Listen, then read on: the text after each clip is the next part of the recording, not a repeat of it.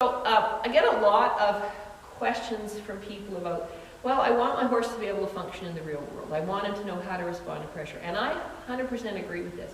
But it doesn't need to be taught through escalating pressure.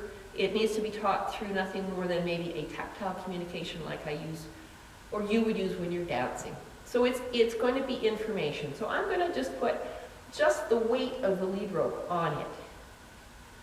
Here, I'm not going to touch it. I'm going to say, okay, can you bring your nose down? And again, I can mark simply for the release downward. She doesn't have to touch the target. So then can I merely touch this?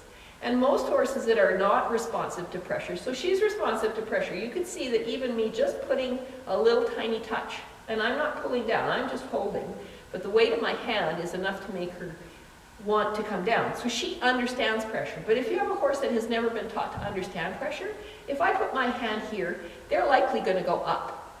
So what I'm going to do is I'm not going to increase pressure.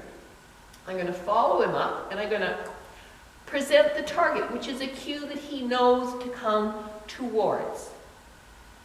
So again, I can say here, she's going to go up, I'm going to present, and the instant that she starts to drop her head to touch the target, she's going to start to figure out, oh, there's pressure, but the pressure goes away, or her imagined pressure, because I have no pressure on here.